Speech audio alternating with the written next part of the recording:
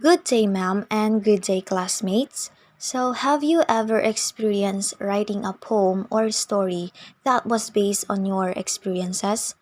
Whether it is about your life, your dreams, your love, or for instance, you were so broken-hearted or your heart was just breaking into pieces and you decided to write a story or poem about it. Well, do you know Taylor Swift? Actually, she is one of the singers that I admire so much. She is a popular singer-songwriter, and almost all of her written songs, or should I say, all of her songs, are often inspired by her personal life or love life. So, have you actually listened to her songs? Alam niyo ba yung kanta niya na All Too Well, yung 10 minutes version? Nag-viral yung kanta na yun last year. All Too Well is an exceptional piece of storytelling which is largely based on real life occurrences or experiences of Taylor Swift. And of course, sinasabi ng mga critics or nung kanyang mga listeners is within that song, kinoconvey niya yung pagka-heartbroken niya sa kanyang ex. And the reason why she is still greatly affected by that is because she remembers certain experiences and feelings she shared with her ex-boyfriend. So, sa mga kanta ni Taylor, mapapaisip ka talaga kung para saan nga ba niya dinededicate yung mga kanta niya or kung ano yung pinanggagalingan niya, bakit niya na-come up yung mga kanta niya. So, in relation to this, what we are going to talk about is biographical approach. And I am Kay Purificacion, and I will discuss what is all about biographical criticism or biographical approach. So we have here the objectives for this lesson. So we have to define what is biographical approach and to recall the origin of the biographical approach. And third, specify the advantages and disadvantages of biographical approach.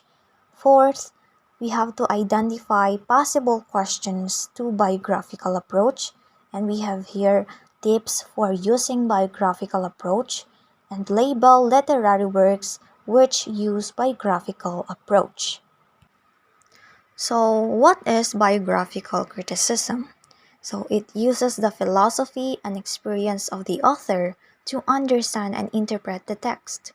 Using the biographical approach goes beyond knowing the background of the author, and the goal is to find and or build connection between the author and the text.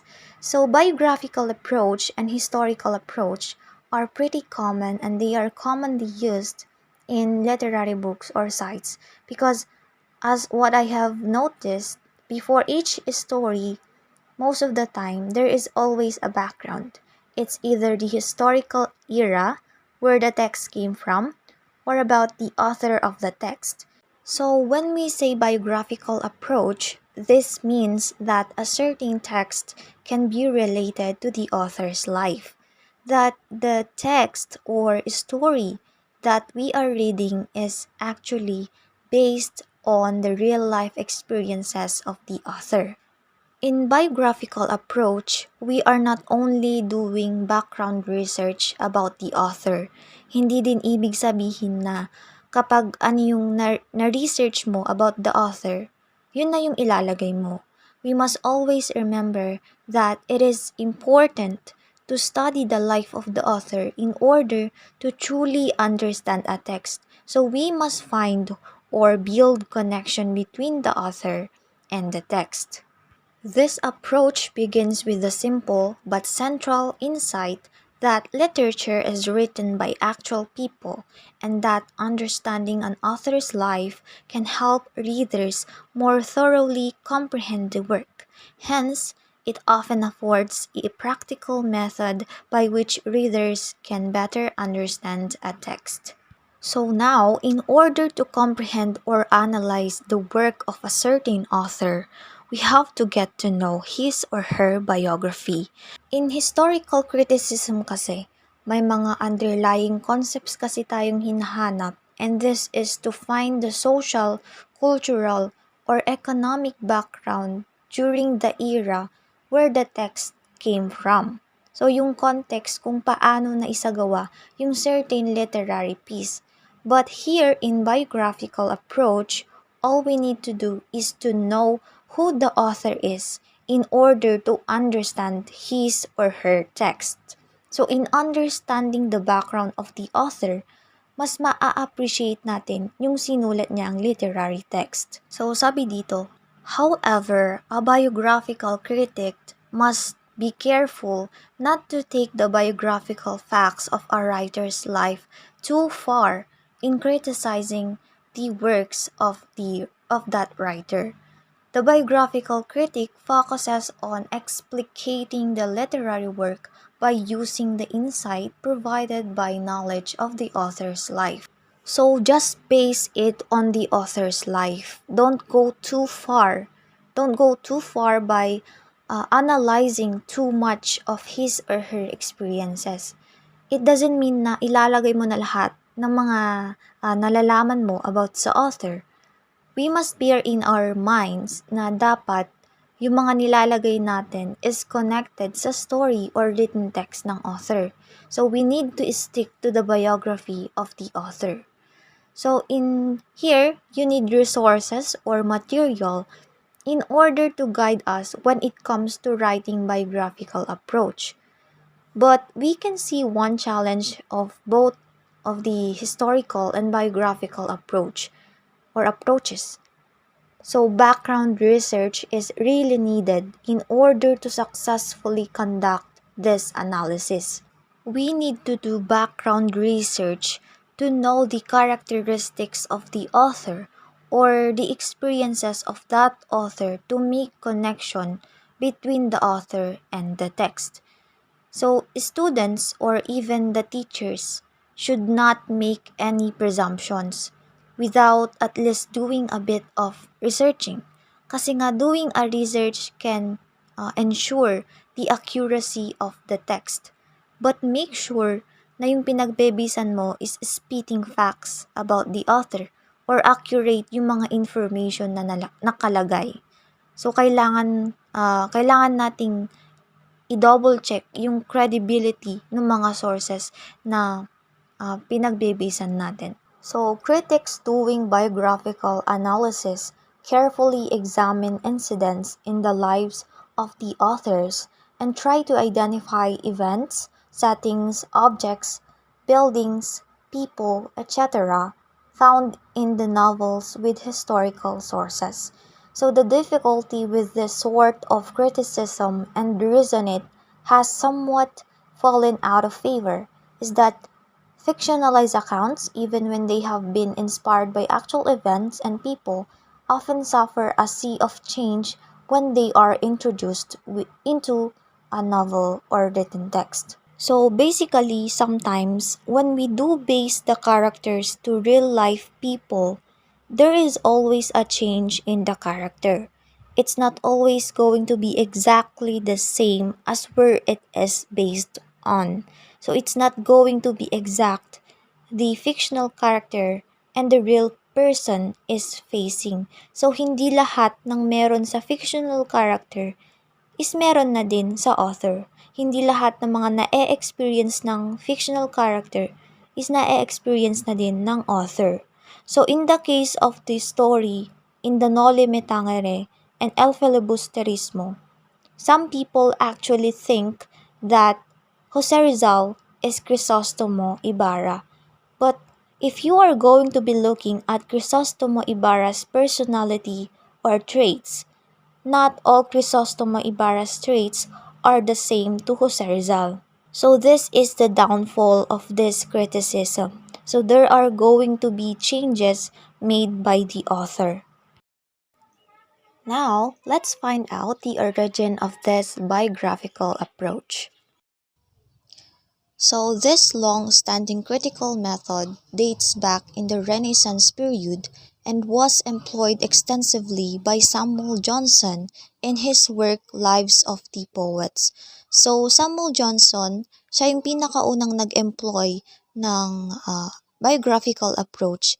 Specifically, he emphasized this approach in his work entitled Lives of the Poets. So he attempted to relate a writer's background and life to their works. However, during the 19th century came under the disapproval by the so-called new critics of the 1920s. So Roland Barthes announced the death of the authors in 1986. It is the loss of approval to biographical approach in literary criticism. Now, let's talk about this death of the author because this is an important concept related to biographical approach. So, the death of the author is a concept used by critics against the biographical approach. So, they say that the life and experiences of the author should not be considered in analyzing and understanding a text. Thus, the interaction between the reader and the text is what creates the real meaning of the text. So Barter wanted to emphasize that readers should have the freedom to interpret the text regardless the political or religious background of the author. According to Barter, each reader has different experiences and their experiences makes different interpretations of the work. In this sense, the author's philosophy and experiences is no longer needed to understand the text, holding it dead. So, hindi na daw kailangan yung experiences ng author para magkaroon ng meaning yung text. Kasi yun nga, experience lang ni reader yung kailangan in order to interpret a certain text. That is why it is called the death of the authors. So, nag-arise itong idea na to in the 19th century. Now, let's proceed to the advantages and disadvantages of biographical approach.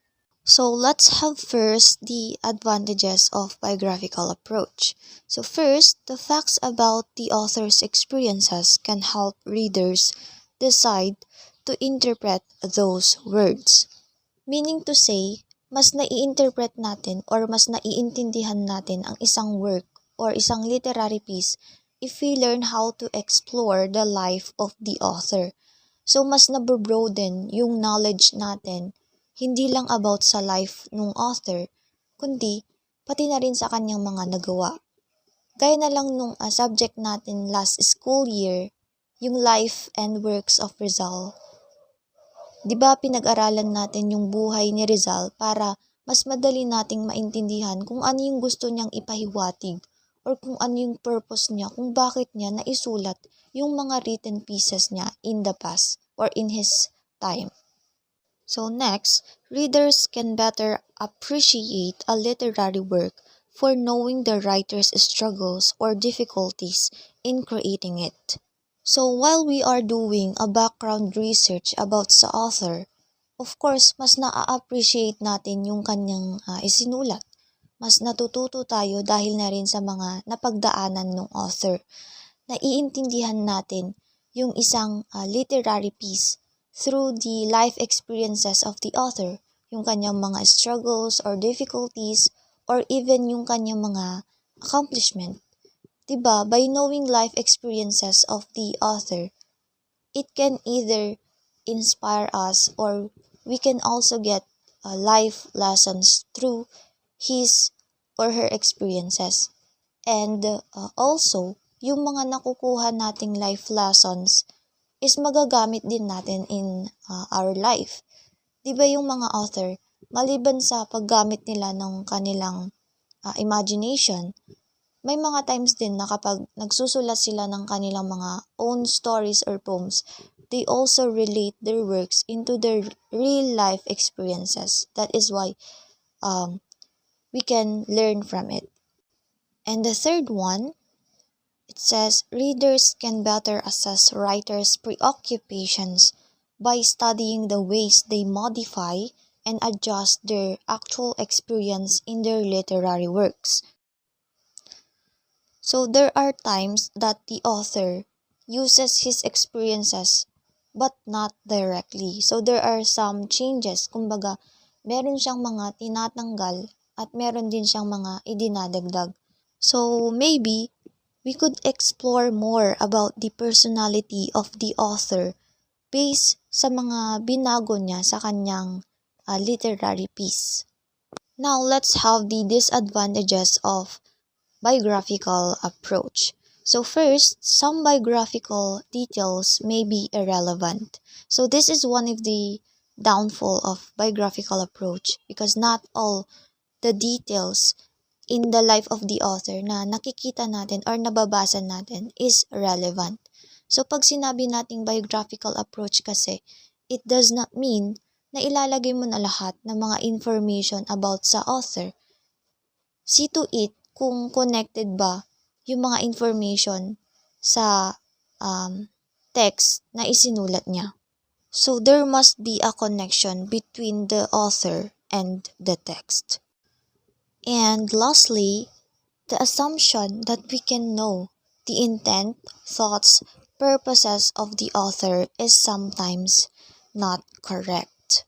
So here are some questions to biographical approach. So this serves as a guide for us to make our biographical approach. So the first question, what influences? So influences, which means the people, ideas, movements, events, which are evident in the writer's life does the work reflect? So second, to what extent are the events described in the word a direct transfer of what happened in the writer's actual life? Third, what modifications of the actual events has the writer made in the literary work? For what possible purposes? And fourth, what are the effects of the differences between actual events and their literary transformation in the poem, story, play, or essay? And fifth, what has the author revealed in the work about his or her characteristics, mode of thoughts, perception, or emotion?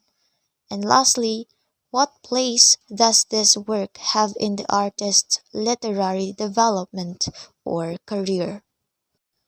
So I have here some tips in making our biographical approach. So the first one, do not assume that a fictional character, especially one who narrates the story and speaks as I, is the writer. So this is already self-explanatory. So next, when you wonder if something in a work reflects the writer's heritage or background, check a biography of the writer to be sure your hunch is correct. So just like what I have said a while ago, we need to do a background research in order for us to make sure that there is really connection between the text and the author. So the third one, be specific in citing connections between the work and the writer's life. Don't assume that because the main characters in the writer's works tend to be rebels or outsiders, the writer must be a rebel. Sometimes, writers like to write about the kind of people they wish they have been.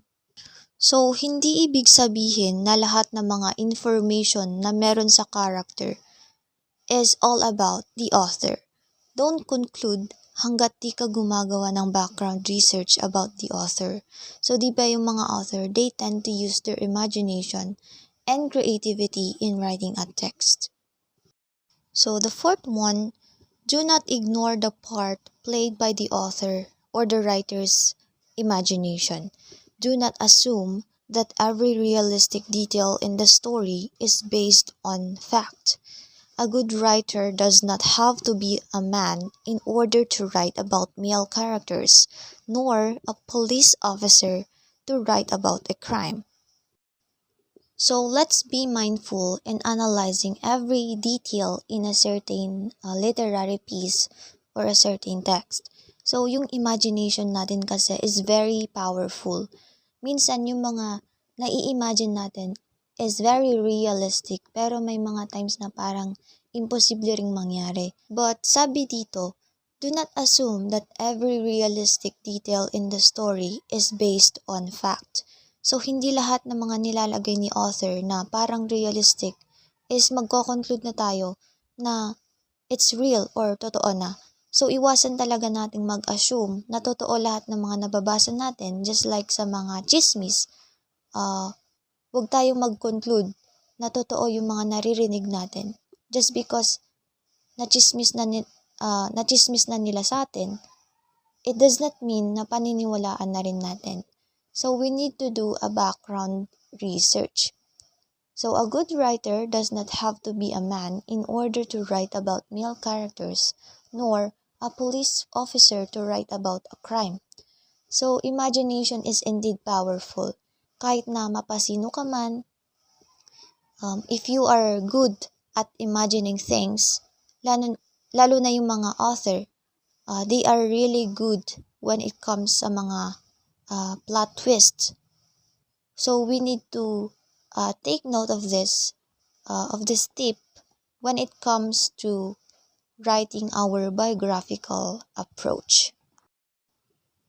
In biographical criticism, you have to support every claim you make. So you support your claims so first we have the details from the text. So this is one of the ways to support your claim. So kukuha ka ng mga details sa story or sa isang novel or sa essay to prove your ideas. Secondly, we have the facts about the author's or the writer's life. Of course, this is the essence of biographical approach. So we need to get information about the author's life which is connected sa kanyang sinulat para makita natin yung connection between the ideas. So I prepared here an example of biographical criticism or biographical approach.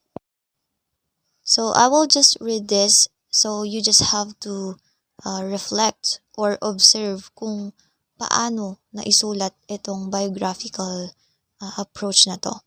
The House on Mingo Street by Sandra Cisneros is shaped by the writer's own experiences growing up in a Mexican-American family in a Chicago barrio. The house in the book's title probably refers to the house the Cisneros family purchased when Sandra was young. Sandra hated the house because she thought it was ugly and old. In the same way, the girl in the novel hates the house her family has moved into, which is also in a Chicago barrio. The main character, Esperanza, which means for hope, a determined but sensitive little girl, is clearly based on Cisneros herself. Esperanza uses writing as a way of escaping Mingo Street in her imagination. Sandra Cisneros actually did escape her neighborhood by writing successful books. There is another similarity. The women on Mingo Street, including Esperanza, are dominated by men. Some of the women characters in the novel never seem to leave their homes. In the same way, Cisneros fought to be independent of the men who dominated her own life. She was the only girl in a family of 7 children. So we have here a second example of biographical approach. The short story To Build a Fire is not the typical man versus man struggle. It is more of a man versus nature, or in other perspective, a man versus himself struggle. It only has 2 characters, a man and a dog, both traversing a snowy path towards a certain place, despite knowing the inevitability of danger or even death itself. In the end, death was sure for the man, as his struggle against himself and against nature ended drastically. Jack London is one of those writers who lived a very colorful life. He is not the typical writer who wrote for pleasure in his pastime or has made a living out of writing. London grew up without knowing his dad and eventually lived his life under the care of a foster parent. He worked manual labor in both land and sea, and when he finds a free time, that's when he scribbles down his thoughts. London literally struggled against himself and his environment. When the time that he has to live by himself, he worked hard in order to sustain his needs. It was like trying to create a fire in a vast land covered by snow so that you would survive the night and would not freeze to death. He has to take care everything in order to survive.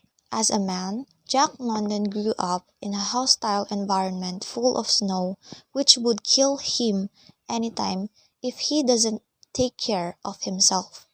The story to build a fire is not just the work of imagination by Jack London.